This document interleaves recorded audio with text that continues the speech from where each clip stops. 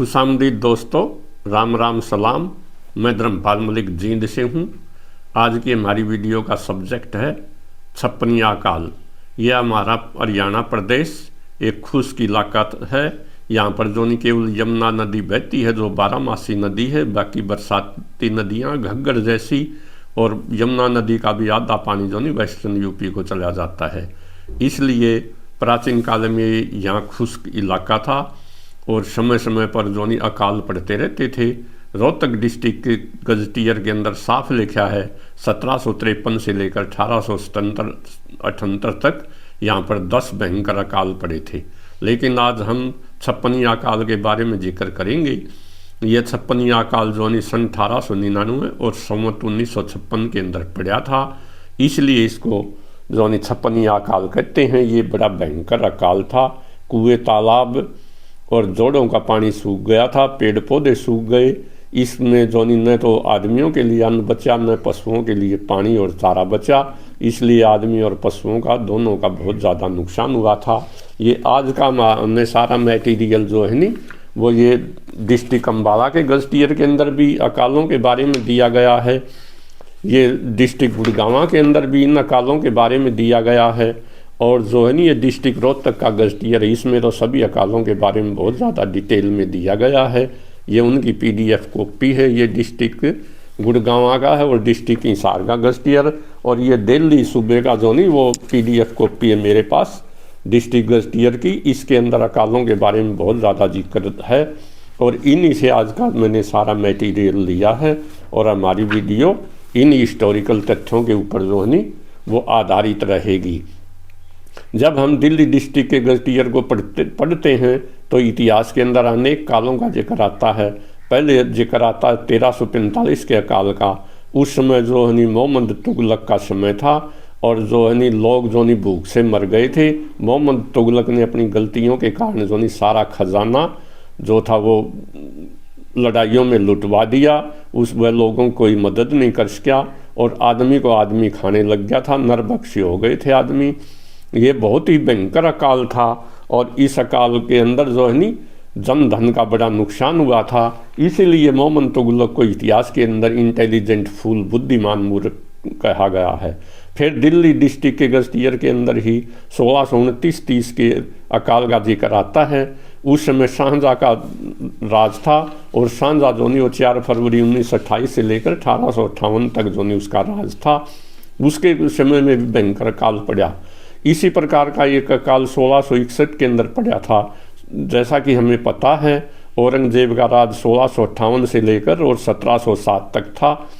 और अंग्रेज उस समय ये कहावत बनी थी जो नहीं दिए तले अंधेरा, चिराग तले अंधेरा, क्योंकि दिल्ली के अंदर अनेक आदमी भूख से मर गए थे। और औरंगजेब जो था हमें मालूम है उसने अपने पिता शाहजहाँ को कैद कर रखा था, अपने भाइयों को कत्ल कर दिया था या करवा दिया था। और वो अपने पाप को छुपाने के लिए खजानों को दोनों हाथों से मुल्ले और मौलवियों के अंदर लुटा रहा था। इसलिए लोग जो नहीं दिल्ली के अंदर ही अनेक लोग मर गए और ये कहावत बन गई चिराग तले अंधेरा कि राजा भी यहीं बैठा है और राज की राजधानी भी यहीं है और यहीं पर लोग भूख से मर रहे हैं, तो बाकी भारत का क्या, हिंदुस्तान का क्या हाल होगा। औरंगजेब के बारे में बहुत से लोग उसके प्रशंसक हैं और वो ये कहते हैं टोपी बेच करके जो नहीं वो गुजारा करता था, रोटियां खाता था, उसको जिंदा पीर तक कह देते हैं। लेकिन मैं यहाँ ये स्पष्ट कर दूँ, राजा का काम जो है नहीं वो टोपियां बेचना नहीं होता। राजा का काम जनता को रोटी, कपड़ा और मकान का प्रबंध करना होता है। जनता को एजुकेशन फैसिलिटीज़, हॉस्पिटल फैसिलिटीज़ देना होता है, लोगों को रोजगार देना होता है और सबसे बड़ा काम होता है राजा का सिक्योरिटी ऑफ लाइफ देना। राजा का काम टोपियाँ बेचना या माला फेर के जिंदा पीर कहलाना नहीं होता। इस तरह से हम इतिहास में देखते हैं अनेक अकाल पड़े। और अब हम आते हैं 1899 के छप्पनिया अकाल के अंदर। और राजस्थान के अंदर एक कहावत है तीजो कुड़ियो आठवों अकाल, 3 साल में आधा अकाल पड़ता और 8 साल में जो नहीं एक बार किसी न किसी वर्ष पूरा अकाल पड़ जाता है। इसी तरह का अकाल जो नहीं, इस अकाल को त्रिकाल अकाल भी कहते हैं, क्योंकि इस अकाल छप्पनिया अकाल के अंदर पानी, चारा और अन्य तीनों चीज़ों की कमी हो गई थी। और जो है नी ये लगातार 4 साल पड़ा था आहिस्ता आहिस्ता, लेकिन सन 1899 में संवत 1956 में तो हद ही कर दी। ऐसा ही इस अकाल के बारे में एक कहावत है 53 में पूंजी गई, 54 में गया बीज, 55 में नाता गाया और 56 में हर चीज। कि 53 के अंदर तो लोगों ने जो खेती के ऊपर खर्च किया था वो पूरा नहीं हुआ, और जोनी 54 के अंदर जोनी लोगों को बीज की कीमत भी पूरी नहीं हुई। 55 के अंदर कोई ब्याह शादी नहीं हुआ, 55 में नाता गया और 56 में हर चीज, और लोग 56 में तो लोगों को जान के ही लाले पड़ गए। इस अकाल का जिक्र जोनी अंग्रेजों ने भी, उन्होंने जो इंपीरियल गजट लिखा 1908 के अंदर, उसके अंदर अंग्रेज लिखते हैं कि इस काल के अंदर 10 लाख लोग मरे थे, लेकिन हिस्टोरियन लिखते हैं कि इस काल के अंदर 40 से 45 लाख आदमी मरे थे। और ये आंकड़ा केवल अंग्रेजी राज का है, इसमें राजपूताना राजा महाराजाओं की जो देशी रियासतें थी उसका आंकड़ा शामिल नहीं है, उसका आंकड़ा शामिल नहीं है।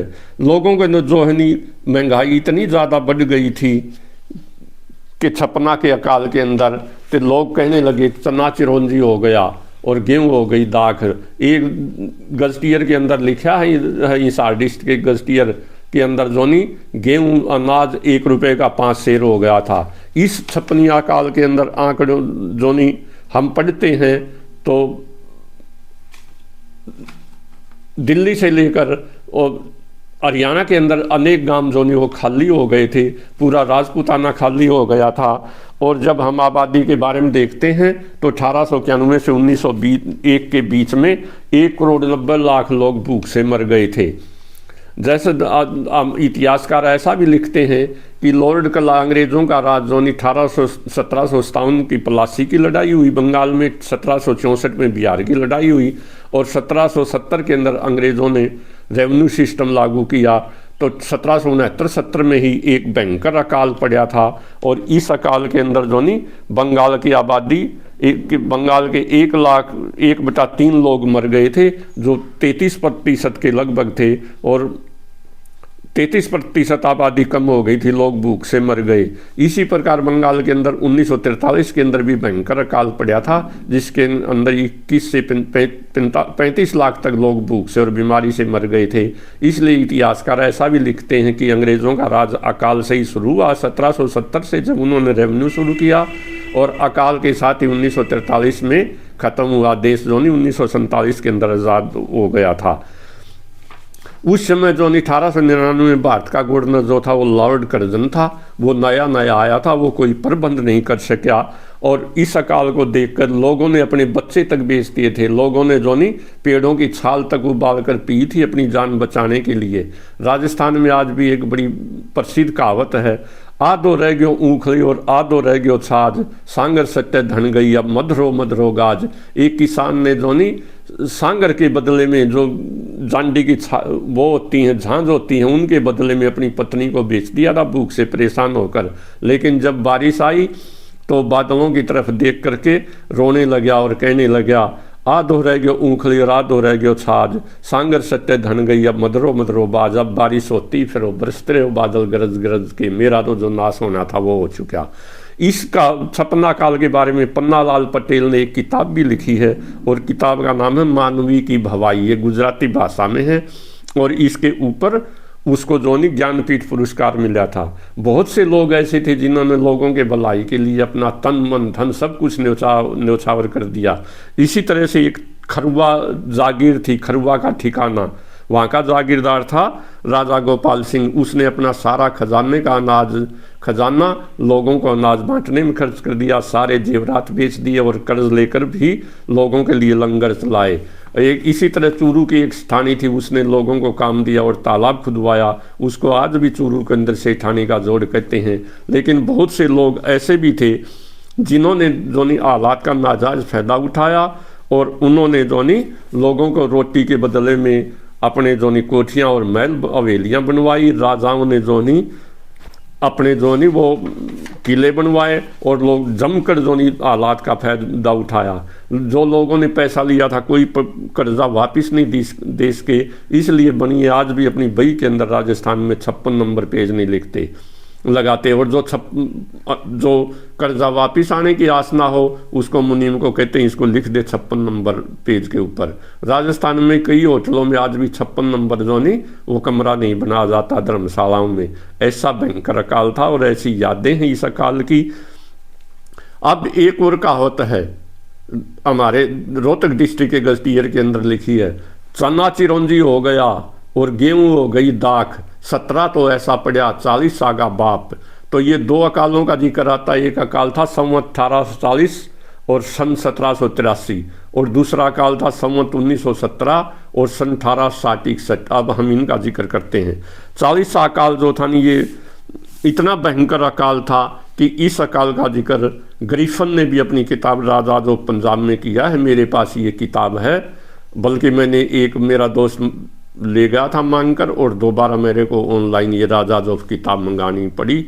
जो भाई हरियाणा का इतिहास पढ़ना चाहते हैं उनको ये किताब ज़रूर पढ़नी चाहिए। 1783 के अंदर इतना भयंकर अकाल पड़ा था, कुओं तालाबों का पानी सूख गया। आसी से बरवाला 30 किलोमीटर है, या तो आसी में आबादी थी या बरवाला में कुछ आबादी रह गई थी, बीच के सारे गांव खाली हो गए थे। इसी प्रकार से जो हमारे बिश्नोई और बागड़ी जाट भाई हैं, वो 1783 के अंदर इस अकाल के अंदर ही आकर के हिसार डिस्ट्रिक्ट और सिरसा डिस्ट्रिक्ट में बसे थे। ऐसा हिसार डिस्ट्रिक्ट के गस्टियर के अंदर साफ शब्दों में लिखा हुआ है।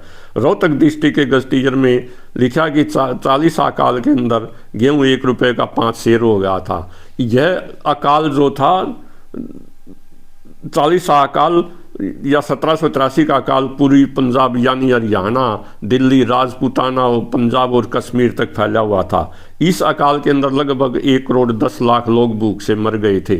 इसको खोपड़ियों का अकाल भी कहते हैं, क्योंकि चारों तरफ लोगों की खोपड़ियाँ ही खोपड़ियाँ पड़ी थी। और इस अकाल के बारे में एक कहावत है, पड़ते काल झुलाए मरे और बीच में मरे तेली, उतरे काल बनिए मरे रुपए की रहेगी डेली। गरीब आदमी पहले मरे और जोनी बनियों का भी काफ़ी नुकसान हुआ, क्योंकि उनका कोई कर्जा वापिस नहीं आया। इसी प्रकार रोहतक डिस्ट्रिक्ट के अंदर जोनी गस्टियर के अंदर लिखा है 40 अकाल में 1 रुपये का 5 शेर गेहूँ हो गया था। और जोनी यह अकाल भी बड़ा भयंकर अकाल था। अब हम आते हैं 17 तो ऐसा पड़ा 40 का बाप संवत 1917 सन 1860-61 का अकाल। यह अकाल जो है नी, इसको ये वेस्टर्न यूपी, हरियाणा, पंजाब, दिल्ली, आगरा, राजपूताना जो सारा राजस्थान उसमें पड़ा था। इसके अंदर 20 लाख लोग मरे थे। और ये पहला अकाल था जिसके अंदर अंग्रेज़ों ने जो नहीं जनता की मदद की और जो नहीं काम जनता को काम दिया, जो ने खुदवाए, सड़कें बनवाई। इसलिए जिला अम्बाला के गस्टियर में साफ लिखा कि 1860-61 का अकाल जो नहीं सूखा पड़ गया, बारिश नहीं हुई। सिरसा और हिसार इलाके के लोग अपने इलाके को छोड़कर इस इलाके में आ गए, परंतु 1862 में अच्छी बारिश हुई और लोगों को कुछ राहत मिली। इसी प्रकार से 1860-61 के दिल्ली के गजटियर में साफ लिखा हुआ कि इस अकाल में अंग्रेज सरकार ने जनता को काम देने के लिए सरकारी कार्य करवाने शुरू कर दिए, जैसे सड़कें बनवाना और तालाब बनवाना। यह कार्य मुख्य तौर पर बल्लभगढ़ तहसील के अंदर किया गया था। इसी दौरान आगरा कनाल का भी काम शुरू किया गया। या संवत 1917 का अकाल जो था नी, इस अकाल के अंदर जो नी इतना भयंकर अकाल था, नजफगढ़ की जो झील थी, बड़ी प्रसिद्ध झील थी, वो भी सूख गई थी। जिला रोहतक के गस्टियर के अंदर 60-61 के अकाल के बारे में एक रिपोर्ट है। रोहतक जिले के कमिश्नर की 17 अगस्त 1861 की एक रिपोर्ट के अनुसार इस काल में लगभग 5 लाख लोगों को अनाज बांटा गया, 4 लाख लोगों को रोजगार दिया गया। जोड़ खोदने और सड़कें बनाने का अंग्रेजों की यह फितरत थी कि वो आजकल की सरकारों की तरह से मुफ्त में कुछ नहीं बांटते थे। इस समय खोदा का एक तालाब आज भी रोहतक के अंदर है। 34,378 रुपये सार्वजनिक कामों पर खर्च किए गए और रोहतक जिले का 2,47,971 रुपये मालिया भी माफ किया गया। इस अकाल में बनिए तो जीवित रहे, लेकिन जाटों का उनका व्यापार तो फला फूला, क्योंकि उन्होंने सड़े हुए अनाज को बेच दिया। लेकिन सबसे ज़्यादा जो नहीं वो जाट मरे थे और उनके पशु भी, बैल भी मर गए थे, इसलिए उनकी गाड़ियाँ खड़ी रही। बेटियाँ जो थी, जाटों की बेटियाँ, किसानों की बेटियाँ बगैर दहेज के केवल एक कपड़े और लत्ते के अंदर, एक ड्रेस के अंदर अपनी ससुराल भेजनी पड़ी थी। ऐसा भयंकर अकाल था ये। उसके बाद जो 1868-69 का अकाल आता है, ये भी इसको 25 अकाल कहते हैं। रोहतक जिले के अंदर ये भयंकर रूप से पड़ा था। इसको 1868 के शुरू के महीनों में कुछ बारिश हुई, परंतु जुलाई, अगस्त और सितंबर में बिल्कुल सूखा पड़ गया। अनाज 1 रुपये का 10 शेर हो गया। सरकार ने सार्वजनिक काम करने शुरू करवाए। यह अकाल हिसार जिले में और भी ज़्यादा भयंकर था, परंतु सितंबर 1869 में कुछ बारिश हो गई और कुछ अनाज पैदा हुआ। लोगों को भूखमरी से कुछ राहत मिली। इस अकाल के अंदर रोहतक जिले के अंदर 7,19,000 लोगों को अनाज दिया गया, 12,50,000 आदमियों को रोजगार दिया गया, लगभग 1,33,000 रुपये भलाई के कामों में खर्च किए गए। रोहतक जिले का 2,09,269 रुपये का मालिया माफ किया गया। लोगों को 12,000 रुपये नगद और 25,000 रुपये का अनाज दिया गया। इस अकाल की खास बात यह है कि इस अकाल में दानी लोगों ने भी 45,000 रुपये लोगों को 45,000 रुपये से लोगों की मदद की। अनेक आदमी भूख से मर गए। लगभग 90,000 पशु मर गए और 50,000 पशुओं को यमुना नदी की तरफ या पहाड़ों की तरफ छोड़ दिया गया। 1860-61 के अकाल में राजपूताना अकाल भी कहते हैं इस अकाल को। इसके अजमेर, पश्चिमी आगरा, पूर्वी पंजाब यानी हरियाणा इसके मुख्य क्षेत्र था। इस अकाल में लगभग 15 लाख लोग मरे थे और अधिकतर मृतक राजपूताना क्षेत्र के राजस्थान के थे। हिसार जिले में 1869 के अकाल के बारे में जिला हिसार के गजटियर में साफ लिखा है कि इस अकाल में हिसार और सिरसा के इलाके में लगभग 3 लाख पशु चारे की कमी से मर गए थे। सरकार ने रिलीफ घर बसाए। बीकानेर और जयपुर के इलाके के लोग माइग्रेशन करके इस इलाके में आ गए, लेकिन अकाल के अंदर इस इलाके के अंदर लोगों ने जोनी जाड़ों की पील और जोनी बेर और टींड खा करके गुजारा किया और वो अकाल में ये चीज़ें ज़्यादा लगती हैं। गुड़गांव डिस्ट्रिक्ट के गजटियर के अंदर भी 1869 के अकाल के बारे में लिखा है कि सरकार ने 11,139 रुपये के जोनी लोगों की भलाई के ऊपर खर्च किए। फिर आता है 1877-78 का काल। 1877-78 का काल संवत 1934 के अंदर पड़ा था। इस अकाल के बारे में भी रोहतक जिले के गजटियर में बड़ा डिटेल से दिया गया है। साफ लिखा कि रोटी के बदले बैल बिक गया और एक पाई में के चौथे हिस्से में ऊंट बिक गया।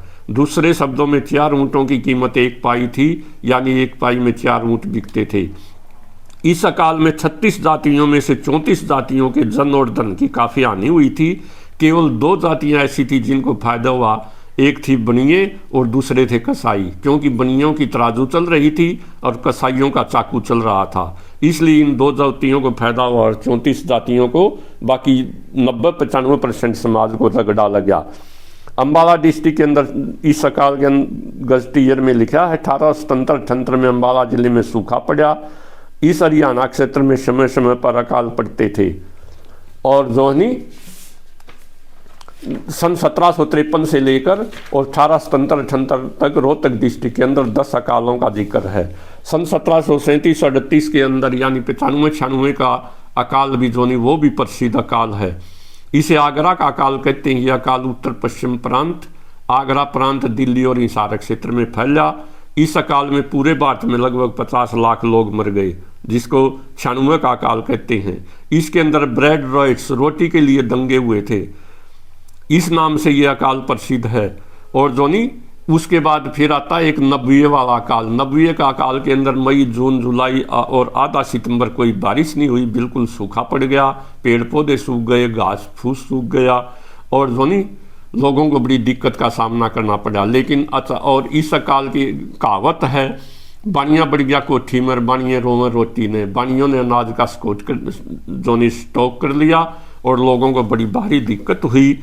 लेकिन और 18 सितंबर 1933 को जोनी 24 घंटे तक लगातार बारिश होती रही।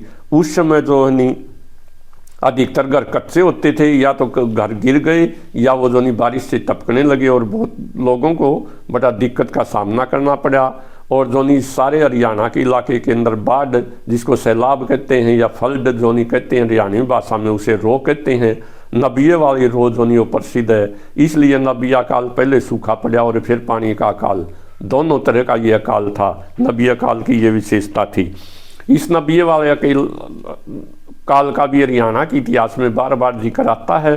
पंडित मांगे राम जी भी एक रागनी के अंदर कहते हैं, पहलम पहलम सांकर्या मन नबिया आली रो में सरसा। ये सरसा पंडित लक्ष्मीचंद के गांव जाटी के पास है। सरसा के मैं सांग करूँ था, घर क्या न लिया टो में, घर आली तो लड़न लगी और भाई आ गया छो में। गुरु लक्ष्मीचंद की मेर फिरी मन कर गया दर्जे 2 में, मांगे राम कुटुंब के मुँह में, घरा बैठ गया गिर के।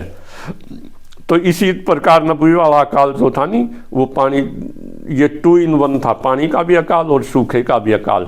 फिर जो 1943 के अंदर भी अकाल पड़ा, इसके अंदर सेकेंड वर्ल्ड वार चल रहा था। अंग्रेज़ों ने जो अनाज को खरीद लिया, और जबकि अनाज की इतनी कमी नहीं थी। और जो बंगाल के अंदर ये था, बंगाल के अंदर बहुत से लोग जो मारे गए, 21 से 35 लाख तक लोग बीमारी और भूख से मरे थे। फिर 15 अगस्त 1947 को हमारा देश आज़ाद हो गया, और आज़ादी के साथ देश में नई रोशनी आई, बाखड़ा का पानी आ गया, बिजली आ गई, ट्यूबवेल लग गए, और जो है बड़ी खुशहाली आ गई। और आज हरियाणा जो है राइस बाउल कहते हैं हरियाणा को, धान का कटोरा, यहाँ अनाज बहुतायत में होता है। और हम सेंट्रल गवर्नमेंट के पूल के अंदर कोटे में मैक्सिमम अनाज देते हैं, लोग खुश हैं। और किसी की रागनियों के अंदर भी गाया जाता है, गादड़ जहाँ दिन में गादड़ बोला करते, वहाँ गैस और बिजली चसा दिए, जहाँ भूनते साए मरिया कर रहे थे, बागड़ में गंडे चुसा दिए। जितने समझदार मानस थे वो शहरों के अंदर बसा दिए। खाते पीते जमींदारों के बच्चे शहरों में सेट हो गए, और खेती बढ़िया होने लगी। अब हमारा हरियाणा बड़ा खुशहाल हरियाणा है, और हम इसके जोनी बड़ा प्यारा हरियाणा हमें, और हरियाणवी भाषा में बड़ी प्यारी है। जय हरियाणा, जय हरियाणवी भाइयों, जय हिंद। अगर आपको ये वीडियो पसंद आए तो चैनल को सब्सक्राइब कर देना और वीडियो को शेयर करना। Thank you.